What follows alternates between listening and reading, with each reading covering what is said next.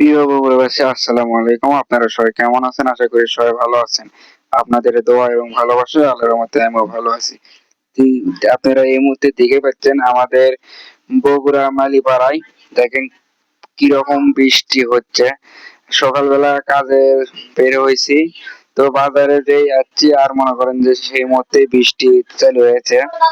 দেখেন বৃষ্টি হচ্ছে, মানে সেই রকম বৃষ্টি।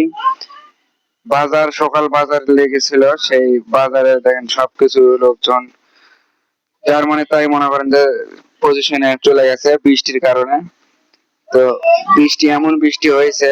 আর এই যে জায়গাটি দেখতে পাচ্ছেন, এটা হচ্ছে বগুড়া পেঁয়াজকারি লিচুতলা দ্বিতীয় বাইপাস মোড়, মতিয়ারে ভাটার পেছনে। তো এই জায়গাটাতে এমন একটা জায়গা, এটা এটা কিন্তু আপনার বর্তমানে হাই রোড। তো সেই হাই রোড এখন বর্তমানে মানে গাড়ি ঘোড়া চলতেছে না। দেখেন অবস্থাটা, দেখেন পানির।